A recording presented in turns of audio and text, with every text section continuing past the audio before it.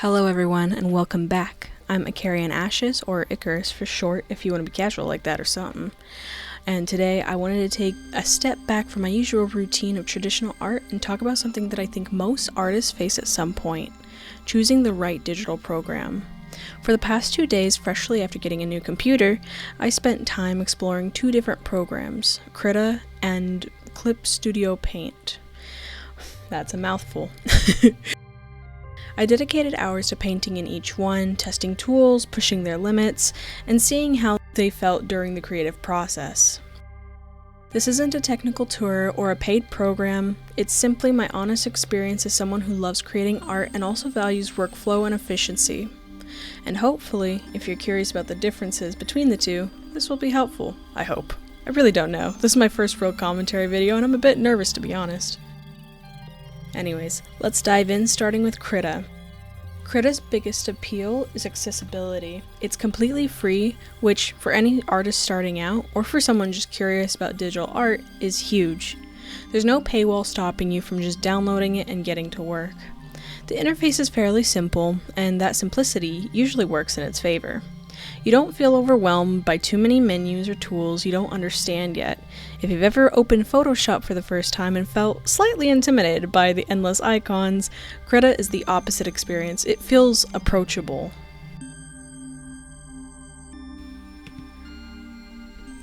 One feature I immediately fell in love with was the mirror tool. It's great for symmetrical designs and especially for working out backgrounds quickly and evenly. Adding layers felt effortless, and the calligraphy tool gave such a pleasant surprise. There's a natural and elegant flow to it that really felt enjoyable to use, and also, I'm a really big fan of calligraphy, so I might be biased. But the biggest standout, hands down, was the lasso tool with this skew functionality. It genuinely impressed me, being able to just adjust shapes and angles so easily while still being inside of a selection made refining my piece so much more efficient. It's the kind of feature that makes you think, why doesn't every program handle it this way? Though I did it once and kind of struggled how to do it again, but I think it also just comes with coming more accustomed to the program, so you know, maybe it's a skill issue.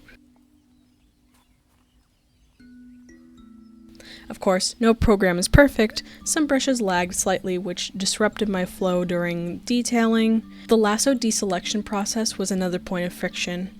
Instead of the common Control-D shortcut that I usually do on my computer, and I'm very accustomed to in Photoshop, you have to manually click the canvas to deselect. It threw me off for a while, so much so that I actually thought my tablet pen had stopped working until I figured it out.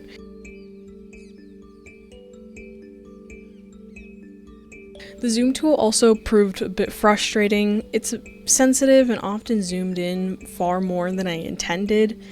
While this may be a minor issue once you adjust, it's just one of those small persistent irritations while painting. Now, while I didn't personally experience any crashes in my 5-hour session with Krita has a bit of a reputation for instability over longer periods of time, and because of that, I found myself saving frequently, just in case. Overall, Krita is straightforward, functional, and highly approachable. It might not look as sleek as Clip Studio Paint or Photoshop, but it handles its core job well, letting you sit down and draw without a steep learning curve. Plus, it's free, and who can complain about that?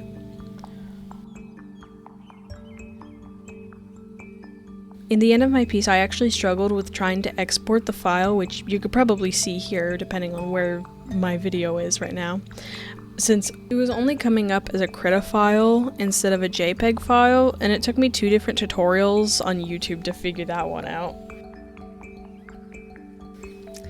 Next, I switched over to Clip Studio Paint, which offers a very different experience. From the moment you open it, it feels like the program is built specifically for artists, illustrators, comic creators, animators, basically people who spend hours building a piece from ground up rather than editing existing images like in Photoshop or any other. One of the most generous things about Clip Studio Paint is their trial period. Between the 3-month trial and the 1-month trial options, you get plenty of time to truly feel for it before committing financially. It's more than enough to complete a project or two and really understand the workflow. Performance-wise, it's smooth. In the 3 hours that I worked on it, there was no lag, no crashing, no slowdown, and even with multiple layers and complex brushes in use. Speaking of brushes, this was another highlight. Clip Studio Paint comes loaded with a wide variety of tools. Everything from natural feeling pencils and paint brushes to specialized decorative brushes like sparkles, foliage, feathers, and those dreamy lighting effects that you often see in manga and shoujo anime artwork. I even found myself experimenting with brushes I'd normally overlook just because they were there and honestly well made. Customization is another strong point. You can adjust pen pressure curves on the fly, tweak brush opacity, softness, texture, whatever you need to fine-tune the tool to your specific style. The Liquify tool also deserves praise. It's simple, fast, and intuitive, making proportion adjustments effortless. However, Clip Studio Paint also does have its own learning curve. The variety of selection tools, the regular lasso, the magnetic lasso, the lasso brush, it can feel overwhelming at first. I also ran into moments where my brush inexplicably stopped working. It was somewhat brief, but confusing and frustrating to the point where I had to close and open the app again just to try and figure out what went wrong. It was fixed, but I still don't know what caused it. The color picker too. It didn't feel as intuitive as Krita's quick access palette, and while Clip Studio Paint is much cheaper than Photoshop, it isn't free. You're looking at around $30 a year with the standard license, at least from what I remember. Don't quote me on that. I haven't checked the website in like a day or two, and I am very sleep deprived. It's not a huge cost, but it's worth noting if budget is a concern. So, how do they compare? Krita is a fantastic entry point. It's free, simple, and functional. It has some surprisingly powerful features, like that skew-capable lasso tool, and its quick color access makes it feel very natural. However, it does feel a little rough around the edges at times, and stability concerns mean that you'll have to save often. Clip Studio Paint, on the other hand, is feature-rich, polished, and feels like it's built with artists in mind If you've spent time in other programs and want to push to more complex artwork, animations, or comics, Clip Studio Paint gives you much more depth and flexibility, but it requires a bit of time to learn, and it's not free. In my opinion, if you're brand new to digital art, Krita is an easy recommendation. You can download it, experiment, focus on improving your skills without any financial commitment. If you already have some experience with digital art and want to dive into more advanced customizable tool sets, Clip Studio Paint is definitely worth exploring, especially given their generous free trial. As you can see, the outcome of both my pieces looked quite different.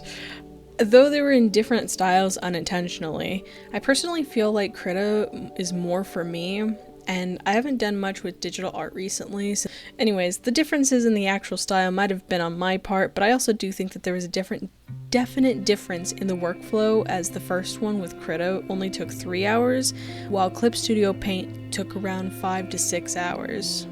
In my opinion, Clip Studio Paint felt a little more bulky and clunky in some ways, but I also really enjoyed the wide variety of resources. Thank you so much for watching. I'd love to hear from you. What programs are you using right now? And if you've tried both, which one feels better for your style of work? Anyways, please leave a comment and subscribe if you haven't already. It really helps my channel out a lot, and I hope to grow with you all. Anyways, take care, keep creating, and I'll see you in the next one. Bye!